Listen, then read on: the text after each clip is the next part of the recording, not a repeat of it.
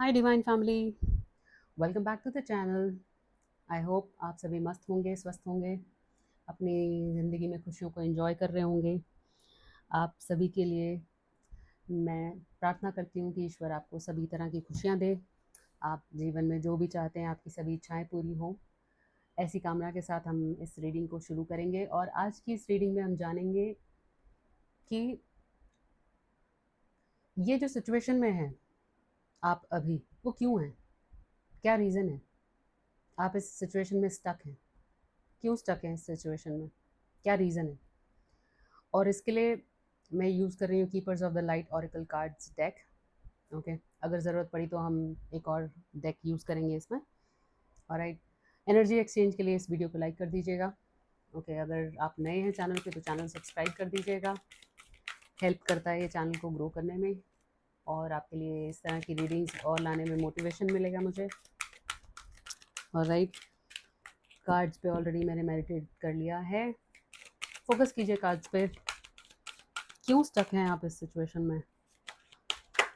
Okay, वो cards already आ गए हैं।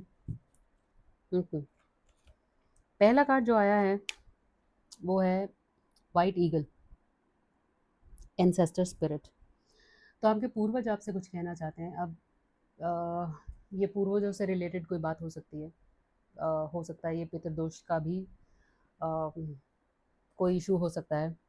आप अपने पूर्वजों के लिए कोई पूजा, कोई भी अनुष्ठान कर सकते हैं। ओके, मैसेज जो है इस कार्ड में वो ये है, connect to your lineage, a family wound और pattern can be healed now.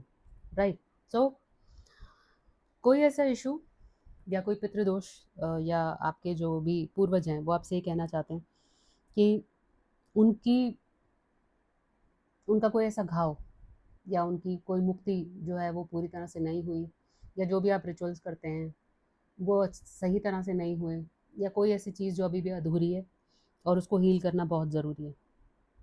ठीक है, तो आप कनेक्ट कीजिए। कोई भी अनुष्ठान करा सकते हैं आप, कोई दान दक्षिणा उनके नाम की कर सकते हैं आप।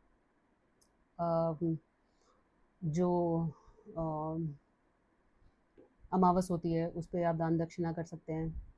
आप किसी अच्छे पंडित से बात करके, अपने आसपास जो भी जिन पे भी आप रिलाई करते हैं, बड़े बूढ़ों से घर में आप सलाह करके आप कोई भी उनका नाम दान दक्षिणा कर सकते हैं। और जब भी आप पूजा के स्थान पे पूजा करने बैठें, ईश्वर का धन्यवाद करने के बाद आप अपने पूर्वजों से माफ़ी मांगें, और साथ ही साथ उनसे ये प्रार्थना करें, आग्रह करें कि अगर कोई ऐसी बात है जो आपको जानना ज़रूरी है, या अगर कुछ ऐसा वो आप उनके लिए कर सकते हैं, तो वो आपको आकर बताएं।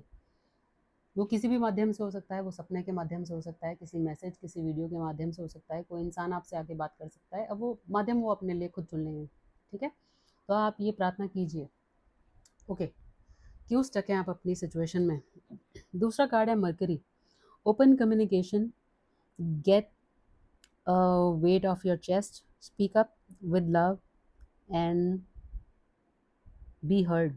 ओके, तो कोई ऐसी बात जो आपने अपने दिल में रखी हुई है और आप किसी से बात करना चाहते हैं, ये कोई आपका अपना हो सकता है जिससे आप बात करना चाहते हैं, मगर आपने अपने आप को क्लोज ऑफ किया हुआ है क्योंकि शायद आपने पहले ट्राई किया था और उन्होंने आपको सुना नहीं।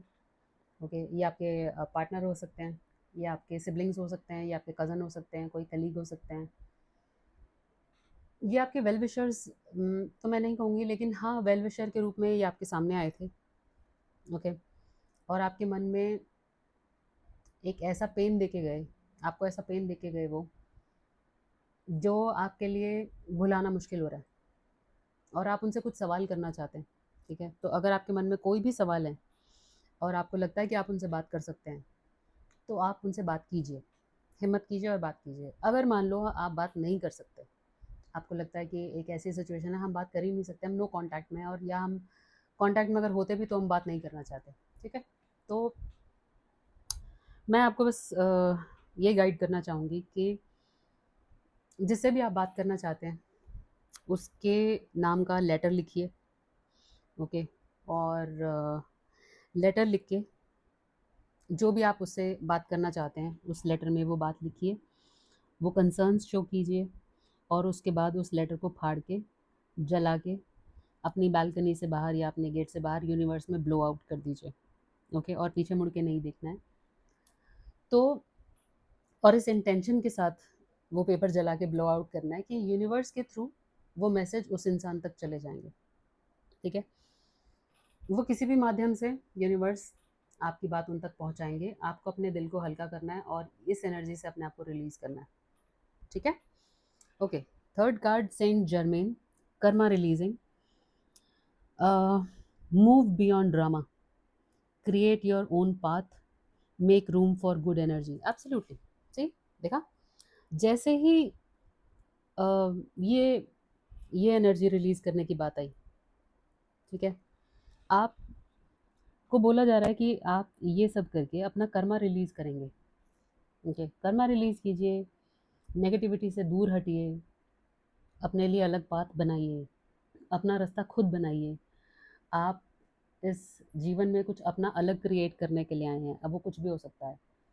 हो सकता है आप एक अलग बिजनेस करना चाहते हो सकता है आप एक अलग किसी क्रिएटिव चीज़ों में जाना चाहते हो, आप सिंगिंग करते हो, आप डांसिंग करते हो, आप कुकिंग आपको बहुत पसंद है और बहुत अलग तरह की कुकिंग करते हैं आप, राइट। आपको पार्टीज़ करना पसंद है, और पार्टीज़ ऐसे नहीं कि वो नाइट क्लब वाली पार्टीज़ के सबको बुला के पॉजिटिविटी फैलाना, पॉजिटिव बातें करना, गुड प्रैक्टिसेस शेयर करना, ठीक है, एक अलग अच्छा एनवायरनमेंट बनाना।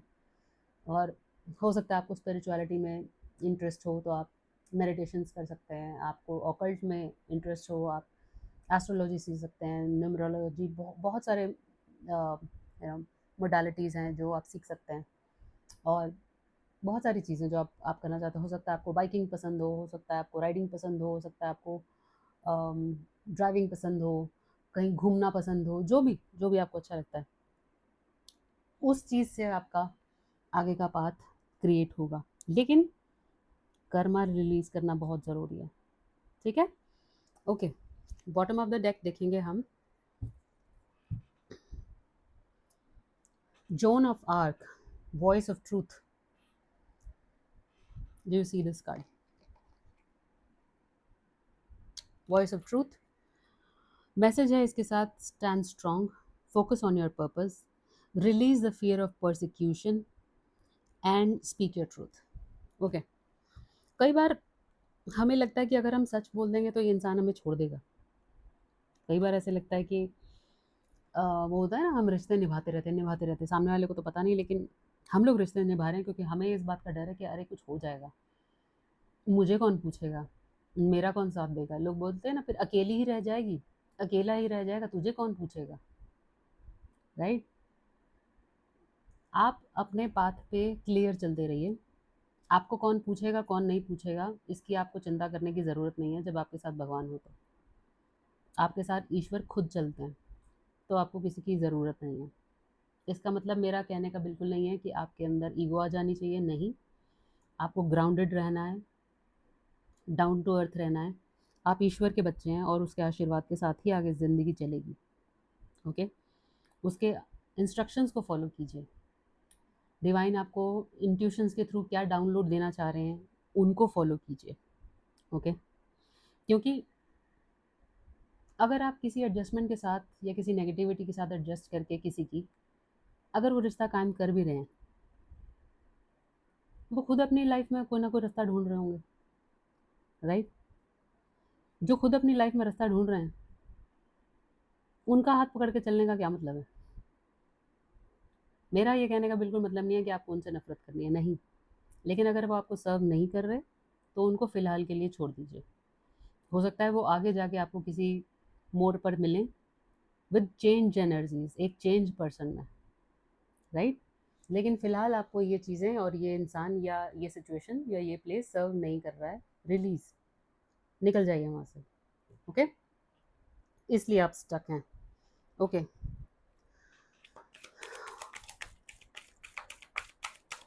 कुछ और कार्ड्स लेते हैं, थोड़ी और guidance.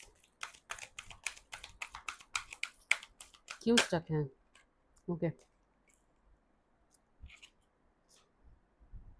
The Shekinah, sacred self, unleash your spirit, express your gifts, dance to the sacred rhythm of life. Absolutely.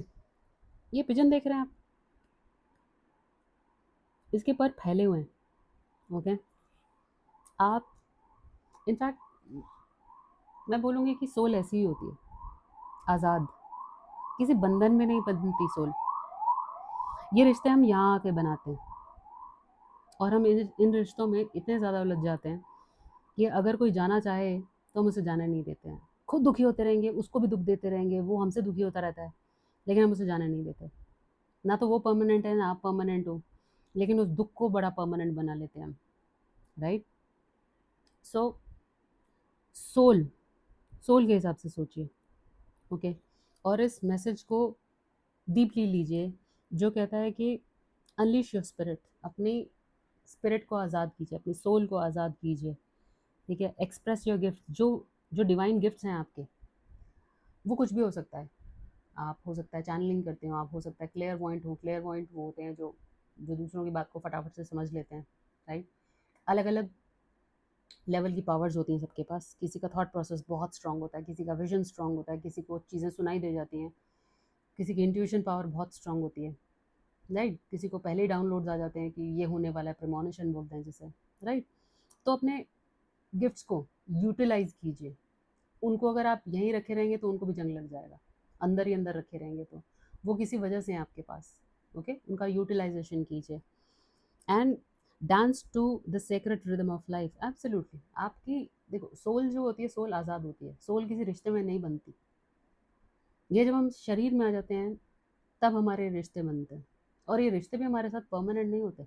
वो भी अपना अपना एक गोल, अपना एक डिज़ायर, अपना एक मिशन या पर्पस खोजने आते हैं.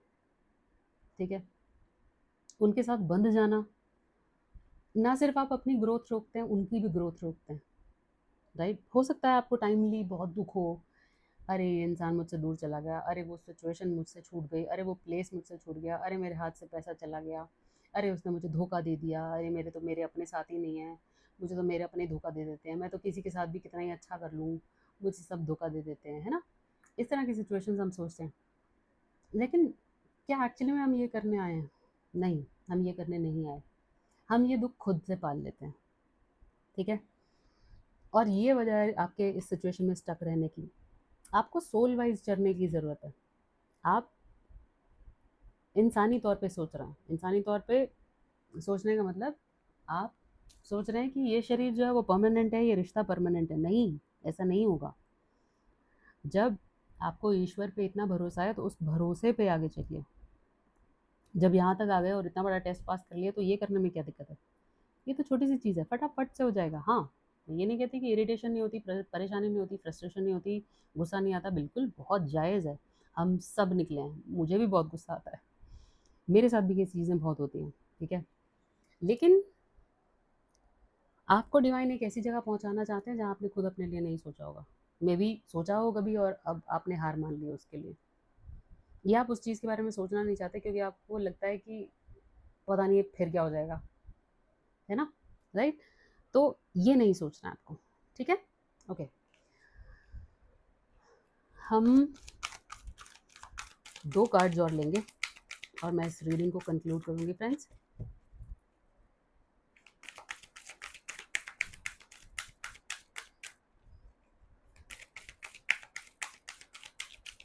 मोर guidance. Okay. Wow. Goddess Radha. ठीक है. श्री जी. ये कार्ड है सोल फ्लेम का.